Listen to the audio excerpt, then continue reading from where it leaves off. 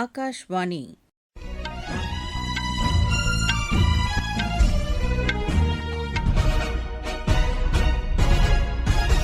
செய்திகள் வாசிப்பவர் ஜமீர் அக்தர். தலைப்புச் செய்திகள். நாட்டின் உயரிய பத்ம விருதுகளை குடியரசுத் தலைவர் திருமதி திரௌபதி முர்மு புதுதில்லியில் இன்று நடைபெற்ற நிகழ்ச்சியில் வழங்கி கௌரவித்தார். கடந்த 12 ஆண்டுகளில் வேளாண் உற்பத்தி கணிசமாக அதிகரித்துள்ளதாக மத்திய அமைச்சர் திரு அமித் ஷா தெரிவித்துள்ளார். இந்தியா அமெரிக்கா வர்த்தக ஒப்பந்தம் குறித்து மத்திய அமைச்சர் திரு பியூஷ் கோயல் இன்று அமெரிக்க தூதர் செர்ஜியோ கோருடன் ஆலோசனை நடத்தினார். மத்திய பல்கலைக்கழகங்களுக்கான பொது நுழைவுத் தேர்வு கியூட் முடிவுகள் அறிவிக்கப்பட்டுள்ளன.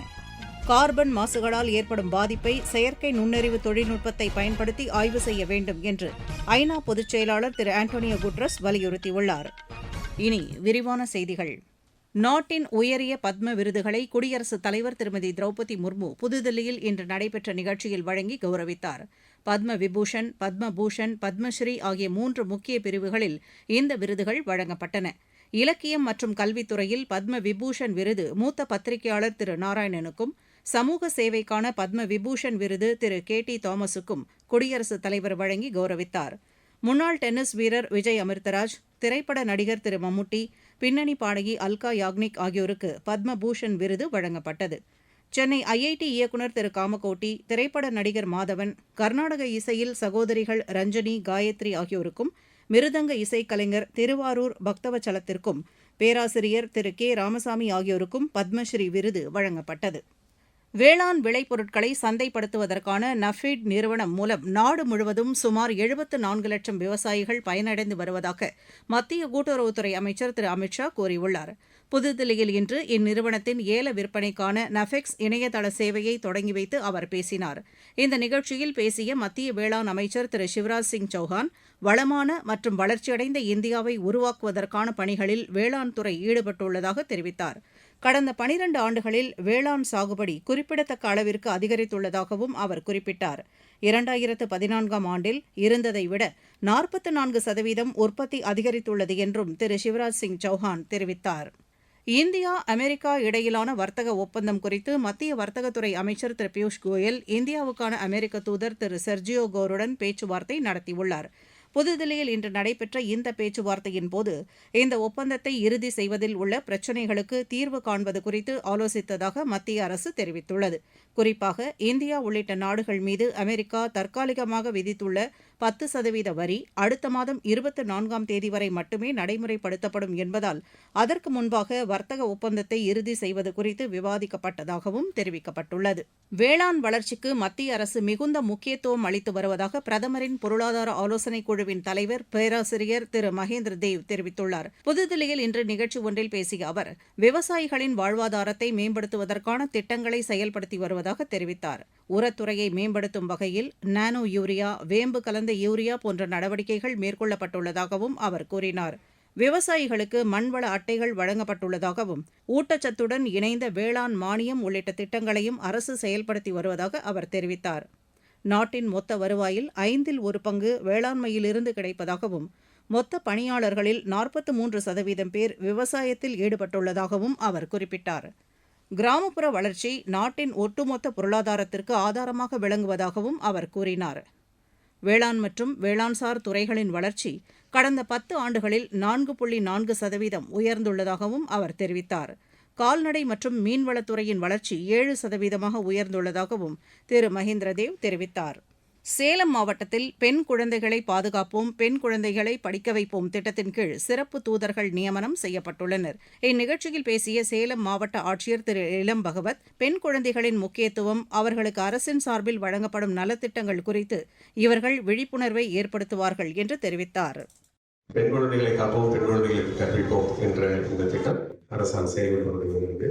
சேலம் மாவட்டத்தை இருக்கக்கூடிய பெண் குழந்தைகளுடைய பிறப்பு விகிதம் சில பகுதிகளில் கொஞ்சம் கவலைக்குரியதாக இருக்கிறது.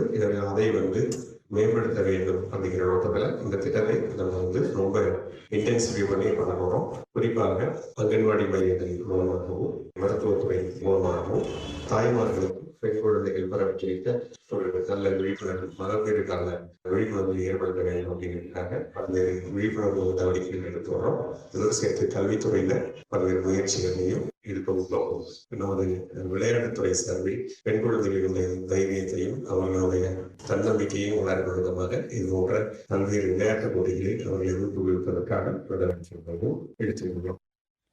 இந்நிகழ்ச்சியில் கலந்து கொண்ட மாணவி பெண் குழந்தைகளின் பாதுகாப்பு மற்றும் கல்வி குறித்த விழிப்புணர்வை ஏற்படுத்தப் போவதாக தெரிவித்தார். என் பேர் Savitha Sri. Government model higher secondary school girls and ஸ்கூல்ல இருந்து நான் வரேன். இங்க பெண்கள் கற்பிப்போம், பெண்களை காப்போம் அப்படிங்கிற இதுல கலெக்டர் எங்களுக்கு நிறைய அறிவுறுத்திருக்காரு. அதை ஸ்கூல்ல படிக்கிற பசங்கள்கிட்ட, எங்க வீட்டு பக்கத்துல இருக்கவங்க கிட்ட நான் எடுத்து சொல்லுவேன். பெண்களை எல்லாரையும் படிக்க வைங்க, எல்லாரையும் சமமா பாருங்க, பெண்களை ஒதுக்காதீங்க, அவங்களுக்கும் எல்லா உரிமையும் கொடுங்க அப்படின்னு சொல்லிட்டு நான் எல்லார்கிட்டையும் பெண்களுக்காக, பெண்கள் படிப்புக்காக நான் குரல் கொடுப்பேன். நீங்கள் கேட்டுக்கொண்டிருப்பது ஆகாஷ்வாணியின் செய்தி அறிக்கை. ஊரக வளர்ச்சிக்கான புதிய அத்தியாயம். வளர்ச்சியடைந்த இந்தியாவிற்கான ஊரக வேலைவாய்ப்பு உறுதி மற்றும் வாழ்வாதார சட்டம் ஜூலை மாதம் 1ஆம் தேதி முதல் செயல்பாட்டுக்கு வருகிறது. இந்த சட்டம் வருடத்திற்கு 125 நாட்கள் வேலையை உறுதி செய்கிறது. இதில் வாரந்தோறும் ஊதியம் வழங்கப்படுவது கட்டாயமாக்கப்பட்டுள்ளது. பணி முடிந்த 15 நாட்களுக்குள் ஊதியம் வழங்குவதை உறுதி செய்வதற்கான அம்சங்களும் இதில் இடம்பெற்றுள்ளன. ஊதியம் காலதாமதமாக வழங்கப்பட்டால் அதற்கான இழப்பீட்டுத் தொகைக்கும் இதில் வகை செய்யப்பட்டுள்ளது. வளர்ச்சியடைந்த இந்தியாவிற்கான பயணத்தில் மோடி அரசு தொடரும் சீர்திருத்த நடவடிக்கைகள்.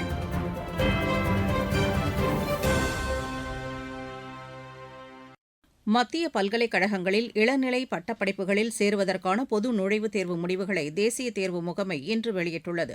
கியூட் இணையதளத்தில் இந்த முடிவுகள் வெளியிடப்பட்டுள்ளன. இவ்வாண்டு 15 லட்சம் பேர் இத்தேர்வுகளுக்காக விண்ணப்பித்திருந்ததாகவும் இதில் 11 லட்சம் பேர் மட்டுமே தேர்வு எழுதியதாகவும் தெரிவிக்கப்பட்டுள்ளது.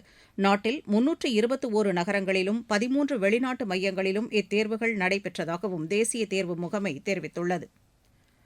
கார்பன் மாசுகளால் நீர், நிலம் மற்றும் காற்றுக்கு ஏற்படும் பாதிப்புகளை செயற்கை நுண்ணறிவு தொழில்நுட்பத்தை பயன்படுத்தி ஆய்வு செய்ய வேண்டும் என்று ஐநா பொதுச் செயலாளர் திரு ஆண்டோனியோ குட்ரஸ் வலியுறுத்தியுள்ளார்.